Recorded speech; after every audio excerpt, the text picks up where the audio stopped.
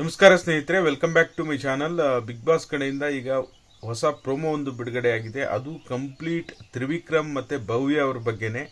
Actually ನಿನ್ನೆ ಎಪಿಸೋಡಲ್ಲಿ ನೋಡೋದಕ್ಕೆ ಹೋದ್ರು ಭವ್ಯ ಅವರು ತ್ರಿವಿಕ್ರಮ್ ಅವರಿಗೆ ಒಂದು ಅವಕಾಶವನ್ನು ಕೊಡಲಿಲ್ಲ. ಮೊದಲನೇದಾಗಿ ತ್ರಿವಿಕ್ರಮ್ಗೆ ಕೊಡೋ ಅವಕಾಶವನ್ನು ಬೇರೆಯವರಿಗೆ ಕೊಟ್ಟರು. ಯಾವಾಗಲೂ ರೆಗ್ಯುಲರ್ ಆಗಿ ಭವ್ಯ ಅವರು ಫಸ್ಟ್ ಪ್ರಿಫರೆನ್ಸು ತ್ರಿವಿಕ್ರಮ್ ಅವ್ರಿಗೆ ಕೊಡ್ತಿದ್ರು.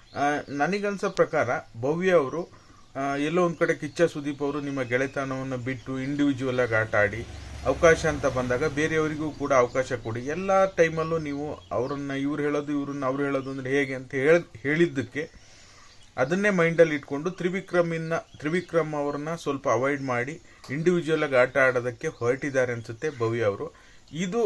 ಈ ಒಂದು ನಡೆ ಏನಿದೆ, ಈ ಭವ್ಯ ಅವರ ಈ ನಡೆ ತ್ರಿವಿಕ್ರಮ್ ಅವರಿಗೆ ಎಲ್ಲೋ ಒಂದು ಕಡೆ ನೋವು ಆಗ್ತಾ ಇದೆ. ಇದರಿಂದ ಅವರಿಗೆ ಬೇಜಾರಾಗ್ತಾ ಇದೆ. ಪದೇ ಪದೇ ಬಂದು ತ್ರಿವಿಕ್ರಮ್ ಭವ್ಯ ಅವರಿಗೆ ಇದ್ರ ಬಗ್ಗೆ ಮಾತಾಡೋದು, ನೀವು ಫಸ್ಟಿನ ಹಂಗಿಲ್ಲ, ಇವಾಗ ಬೇರೆ ಥರ ಆಟ ಆಡ್ತಾ ಇದ್ದೀರಾ, ಗೇಮ್ ಮಾಡ್ತಾ ಇದ್ದೀರಾ, ನಮಗೆ ಮೋಸ ಮಾಡ್ತಾ ಇದ್ದೀರಾ ಅಂತ ಹೇಳಿ ಪದೇ ಪದೇ ಭವ್ಯ ಅವರ ಹತ್ರ ಬಂದು ಟಾಂಟ್ ಕೊಡ್ತಾ ಇದ್ದಾರೆ. ನಿನ್ನೆ ಕೂಡ ಬೀಪ್ ಸೌಂಡ್ ಬರೋ ರೀತಿ ಏನೋ ಒಂದು ವರ್ಡ್ ಕೂಡ ಯೂಸ್ ಮಾಡಿದ್ದಾರೆ.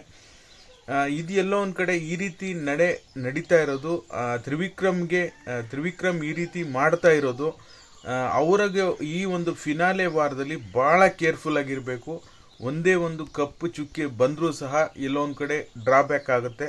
ಹಾಗಾಗಿ ತ್ರಿವಿಕ್ರಮ್ ಅವರು ಇಲ್ಲಿವರೆಗೂ ಸಹ ಯಾವುದೇ ಒಂದು ಕಪ್ಪು ಚುಕ್ಕಿ ಇಲ್ಲದೆ, ಏನೂ ಒಂದು ನೆಗೆಟಿವ್ ಪಾಯಿಂಟ್ಸ್ ಇಲ್ಲದೇ ಒಂದೇ ಗ್ರಾಫಲ್ಲಿ ಬರ್ತಾ ಇದ್ದಾರೆ. ಇವಾಗ ಭವ್ಯ ಅವರಿಗೋಸ್ಕರ ಏನೇನೋ ಮಾತಾಡೋದು, ಬೀಪ್ ಸೌಂಡ್ ಹಾಕ್ಸ್ಕೊಳ್ಳೋದು ಇದೆಲ್ಲ ಸರಿಯಲ್ಲ. ಹಾಗಾಗಿ ಅವರು ಇದನ್ನು ಎಚ್ಚೆತ್ಕೋಬೇಕು. ಇದು ಈ ಒಂದು ಟೈಮ್ನಲ್ಲಿ ಮಾಡುವಂತಹ ಕೆಲಸ ಅಲ್ಲ. ಓಕೆನಾ?